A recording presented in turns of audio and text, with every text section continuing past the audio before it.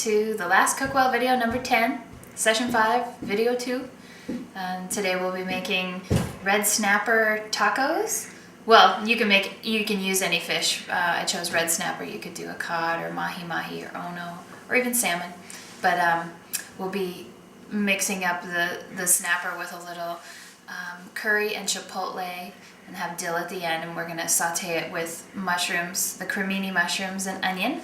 And then for calcium through food, I'm going to make some toasted sesame wakame sprinkle.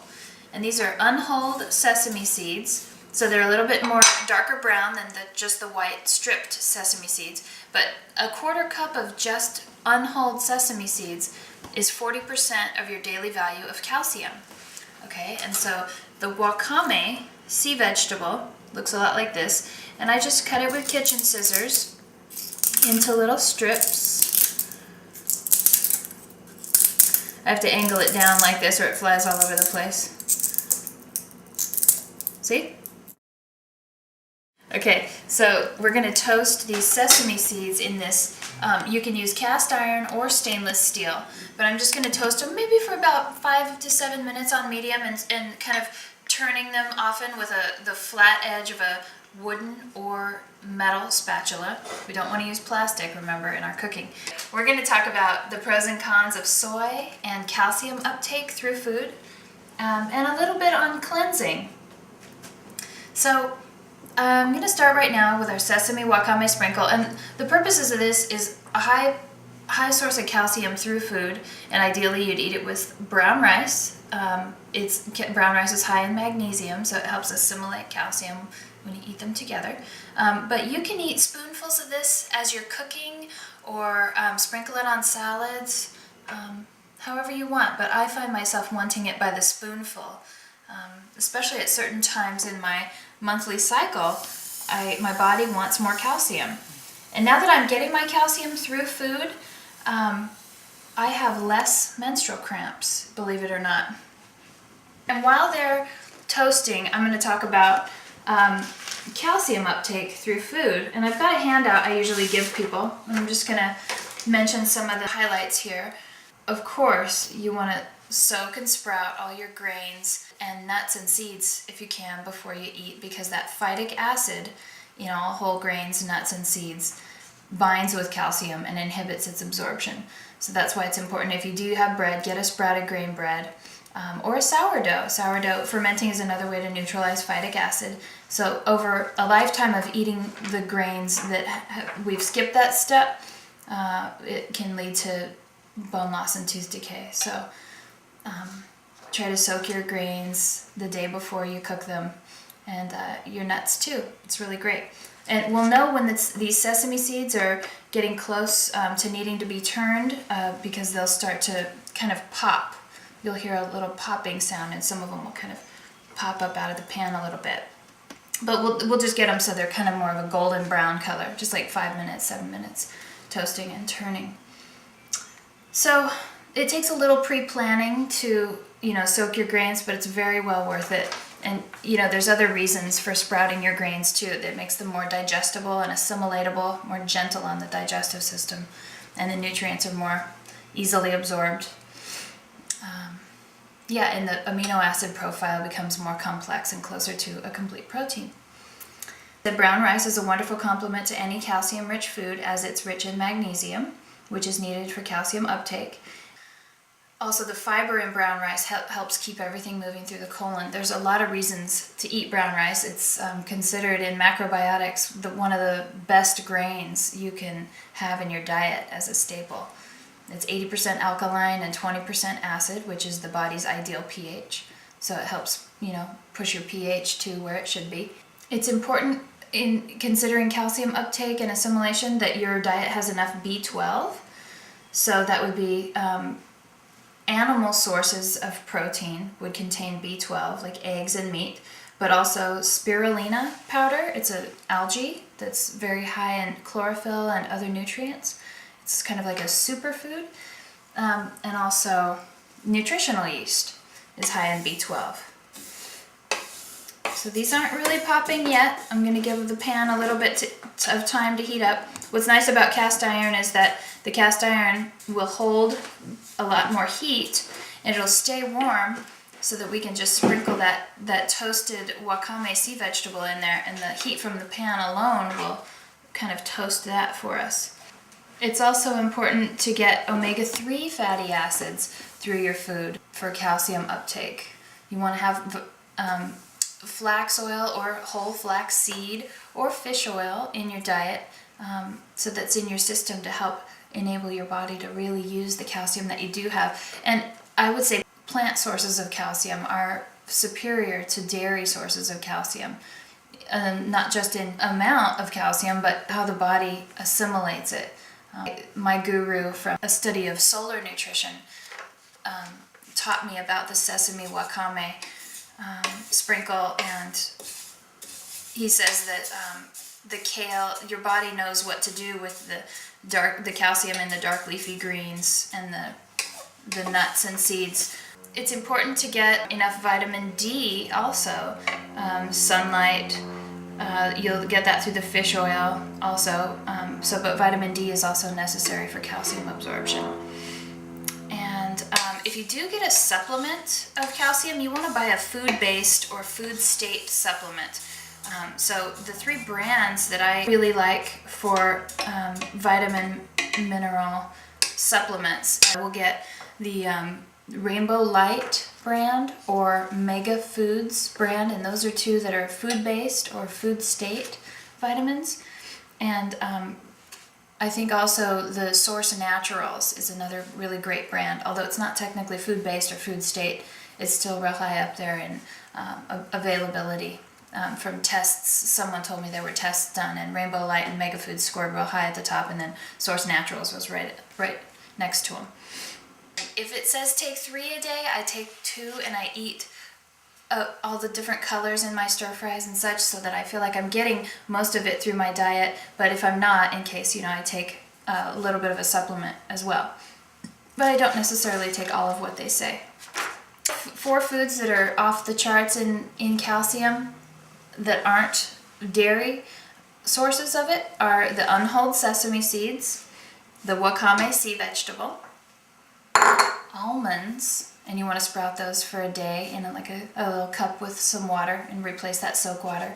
So 24 hours soaking your almonds is a real great way to aid digestion and uptake of that calcium. But then also sardines with the bones, because the bones are high in calcium, and carob powder. And you can use carob powder in your breakfast porridge or cereals.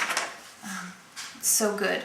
A calcium absorption breakfast that I want to mention, which is 10 to 15 soaked almonds. What they say with almonds is have 1 almond per 10 pounds of body weight.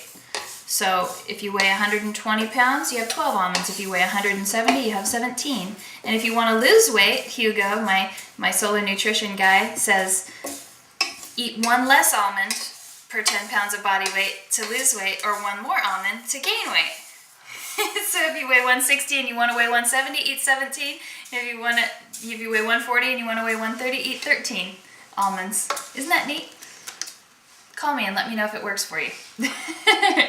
But this is a calcium absorption breakfast. Is your amount of soaked almonds, 3 Brazil nuts, and preferably the Brazil nuts were raw and kept cool and in glass airtight containers, so that the oils in that nut are not oxidized or rancid. And you'll taste it if oils in nuts are rancid. They definitely have a different taste and flavor that kind of is a little bitter. A cup or so of cooked brown rice, so leftover brown rice from the day before, maybe a cup and a half if you eat more. And a pear or a banana, because pear and banana are void of vitamin C and iron. So the iron and the vitamin C, iron and calcium repel each other. So you want to keep your vitamin C and iron foods separate from the times when you have your calcium and magnesium foods. So those 2 fruits with your that's a calcium absorption breakfast. Then those 2 fruits don't inhibit the absorption of calcium. So our seeds are toasting really gently. They're not popping yet. They're slightly browning. And I'm going to sprinkle that. After these are done toasting, I'm just going to put them in a bowl to the side and then sprinkle in our wakame sea vegetable just to dry out in the pan. This hot pan, especially the cast iron ones, hold heat for a long time, and it slowly, you turn the heat off and just lay it in the hot pan, and the wakame will slowly get real crispy and dry. And I basically pulverize it a little bit with my hands, like I'm making powder out of it, and it crumbles nicely in with the toasted sesame seeds. And you can just have it in a little jar, in your cupboard or on your countertop, and take spoonfuls of it as your body tells you it needs it. And it's a wonderful, wonderful food-based calcium source. I can give you the recipe for a calcium absorption dinner, which would be to saute a chopped onion and a grated zucchini and a grated carrot and 1/3 of a cup of dried wakame sea vegetable into a tablespoon of butter or olive oil in a skillet. And it's basically a scrambled eggs with some sardines in them, but that's the seasoning for the scrambled eggs. You can, closer to the end, you can add like a 1/2 teaspoon of ground sage, rosemary, and dill, any one of those 3 herbs or all 3. But you basically add a couple of tablespoons of the shoyu soy sauce, or just sprinkle in 1/2 teaspoon of sea salt or so. But then, pour 5 or 6 beaten eggs over the whole saute, and then flake in a can of sardines with the bones. I like the Bella Alajo brand from Trader Joe's. And then you just basically stir that for 5 minutes until the eggs are done, and you can serve it with your brown rice. And you can put it over the brown rice, and it's so flavorful. The sardines and the beaten eggs with those herbs, it's just really tasty. Okay. Yeah. I want to mention a few things about soy. There's been, a lot of kind of conflicting information out there about whether soy is beneficial for us or not. And it came about that it was considered kind of a better food, especially for vegetarians, because it was a complete protein all in one little soybean. And it has phytoestrogens in it, which can help certain people who need more estrogen in their system, but it can lead to too much estrogen, which can cause breast tumors for women who already have enough estrogen or too much and they're eating a lot of soy. So basically, you don't want to have too much soy in your diet that is unfermented. So there's something in soy, and I don't know what it's called, but it does bind with minerals like the oxalic acid veggies and the phytic acid in your whole grains, so that you want to eat it with miso, or as it's already been fermented with brown rice in the form of tempeh. So if you're eating soy milk that hasn't been fermented or cultured, maybe switch to almond milk or rice milk, or oat milk. I like the flavor of the oat milk really well. There's other things about soy. It's usually commercially grown, so it's not organic, and genetically modified. So Monsanto breeds it to have a pesticide in the plant fibers. So when you're eating it, you're eating that pesticide. And also, it can suck up a lot of selenium in the petroleum-based fertilizer soil they grow it in. It can get real high into toxic levels of selenium. Don't need a complete protein in every meal. Our body stores amino acids and uses them as needed. So we might want to get away from the idea that we need to have a complete protein in every meal. Because in nature, you really wouldn't find beans and grain growing in the same place. Or it's better for digestion too, to kind of eat more simply, not to confuse the digestion. talk about periodic cleansing. I have always heard from my gurus in this topic that we want to start with cleansing the colon. The colon is sort of the exit out of the body for all these toxins. If we start to eat a lot of foods and herbs that release toxins into our system, we want the colon to be a clear pathway out of the body. So if you're interested in colon cleansing, to get an idea of the importance of it and the benefits of it, I'd recommend Robert Gray's Colon Health Handbook. And then to get the herbs to actually do a colon cleanse, if you want to do it by eating a diet with these herbs to break up the old matter in the colon and get it out of the body, I'd recommend Nature's Secret brand. They have a colon cleanse formula, and it's 2 bottles, and the other one is the herbs, and the other one is a psyllium fiber that'll help pull things off the walls of the colon, and it's real mucilaginous and fibrous, so it'll get things moving out, because sometimes when you do a colon cleanse you can get constipated and things get stuck in you.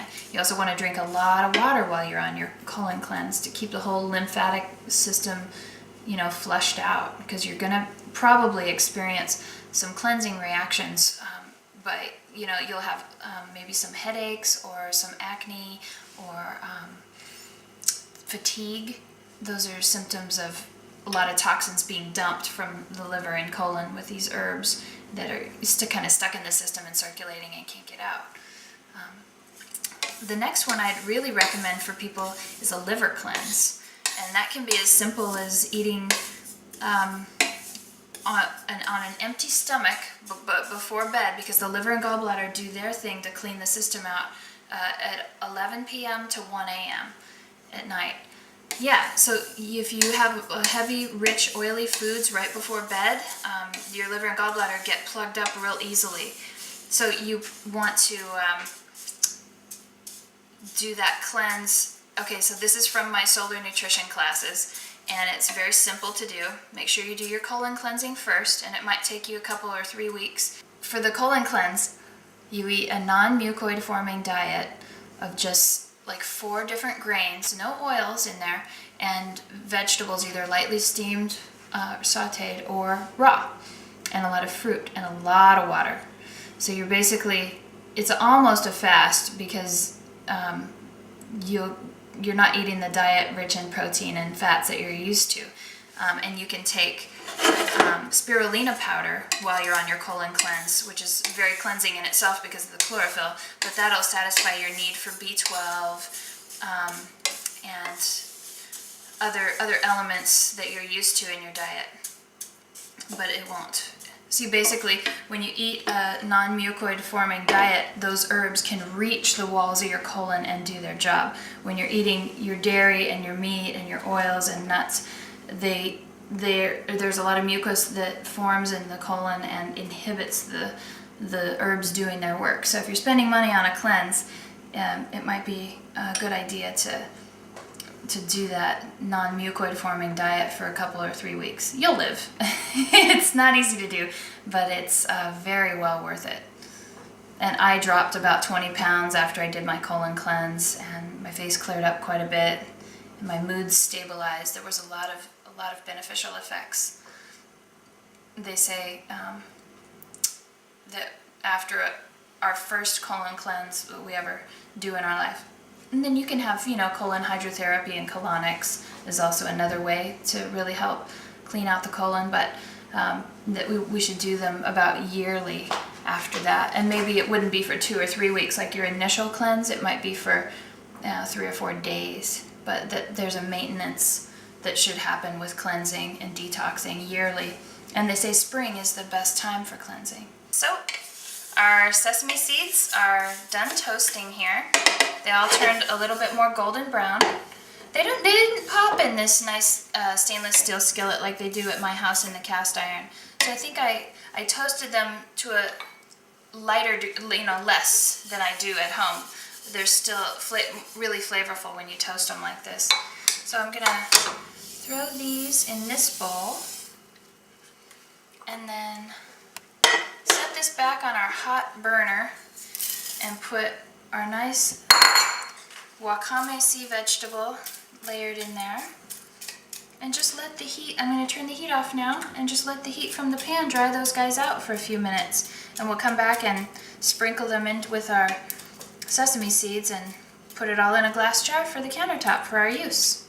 There's a book I want to recommend for information about detoxing, but getting toxins out of your environment and out of your foods, and the importance of cleansing. And she does talk about various cleanses in the final chapters of the book, but it's called The Detox Solution by Patricia Fitzgerald. And it's a wonderful, wonderful resource for all that. The liver flesh that I was talking about a few minutes ago, the liver flesh is not an extreme cleanse. You can do it while you're still eating your normal diet, but you want to basically go to bed on an empty stomach. But before you go to bed, have a sprig of parsley, a clove of garlic, a tablespoon of olive oil, and the juice from half a lemon nightly for 4 or 5 nights, maybe even 6 or 7 after you do your colon cleanse. This is a great little simple liver cleanse. And the gallbladder flesh is quite involved and lasts for 5 to 7 days. And you want to do it when you're on vacation or at home, because you'll be needing to go to the bathroom quite often. And it involves drinking apple juice and olive oil, maybe 4 ounces of each, shaken up, and just drink it down. You're not eating anything else during this time. You're drinking a lot of water and apple juice. And you lay on your right side with your leg up, and that kind of opens up the bile duct and helps get those gallstones out. And then they'll pass through your intestines, and you'll see them in the toilet. When I did it, I passed green and orange little stones that had flat sides, like they'd all been smushed together in my gallbladder. It was very interesting. And they say that there's black ones too, for people who have a lot of gallstones and it's later in life, they'll turn darker in color. So that's a little bit on cleansing, and it's so important in our toxic environment these days to start cleansing our organs out. Drinking more water daily is great, with a little lemon in it too is a full organ, kind of a mini cleanse that you can start to do on your own. So we're ready to get our toasted, dried out wakame sea vegetable mixed in with our sesame seeds. And I'm going to make sure my hands are dry. Real dry here. See, I just chopped our red snapper up.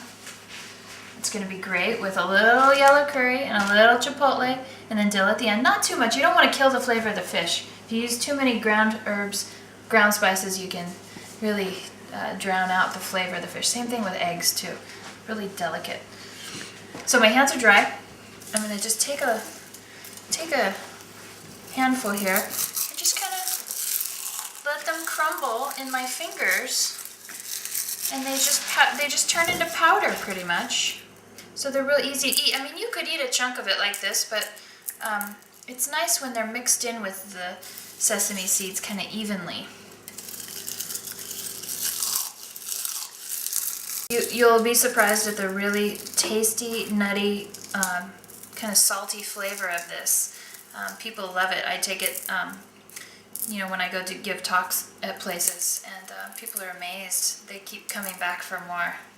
Spoonful after spoonful.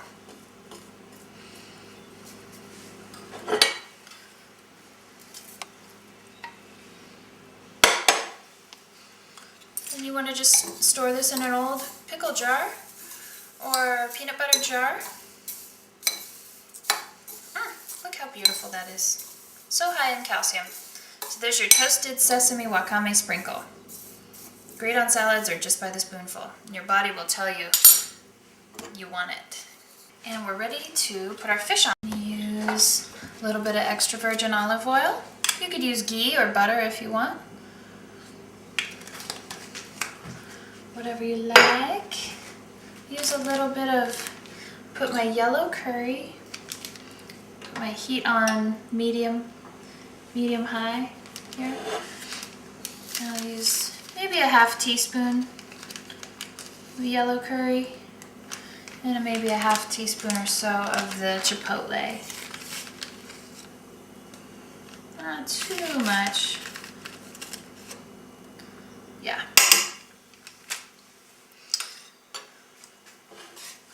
So I'm basically letting our ground spices cook in with our onions and cremini mushroom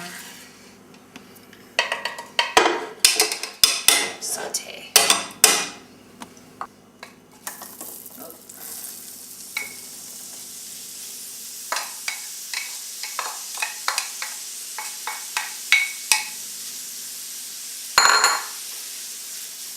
Just trying to get our onions touching the bottom.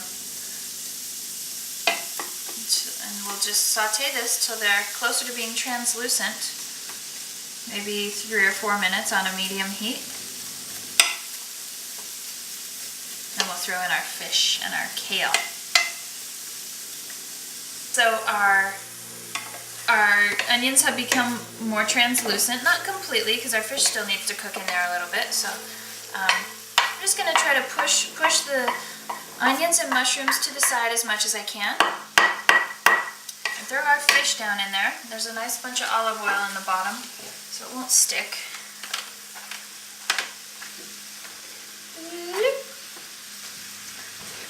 I'm going to try to get all that fish touching the bottom. Oh, it smells so good.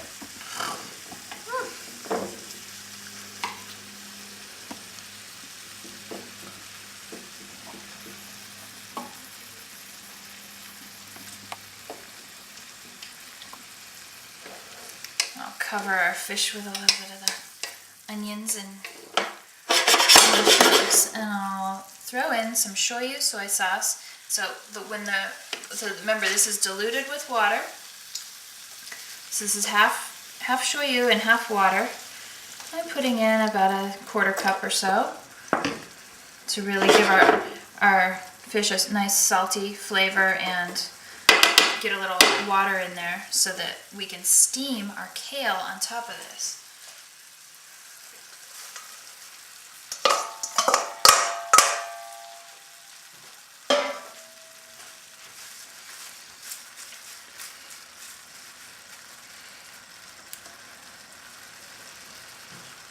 Add a little more.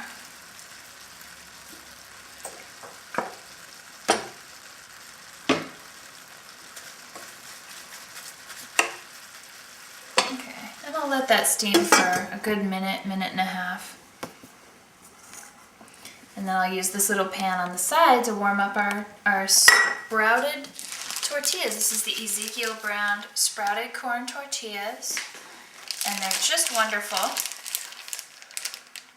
I just love these. They also make a whole wheat, or a multi-grain tortilla that's from sprouted grains, so that's really great.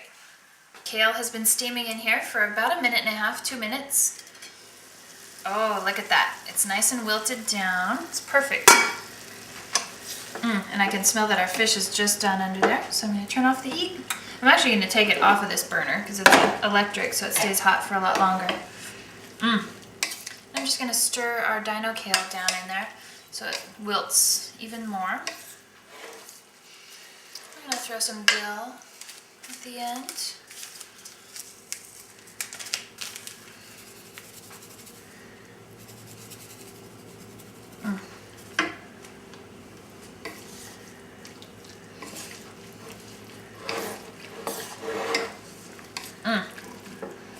This is fabulous. I'm actually going to keep this burner on low. Put our pan here.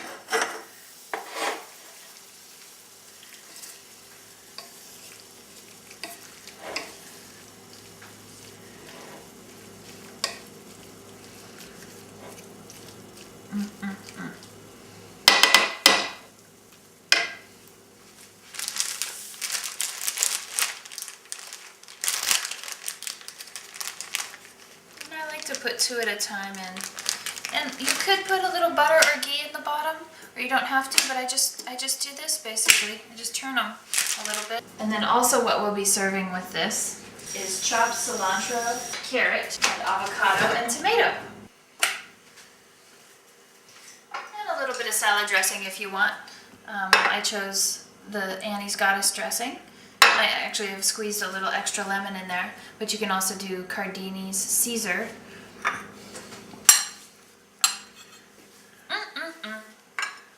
How beautiful is that? So I'm just waiting for our tortillas to kind of warm up here a little bit. Yeah, and they're not sticking at all. This is just perfect. Well, I wish you could taste all this stuff. And I hope that when you make it yourself, it turns out just as great. And thanks for tuning in.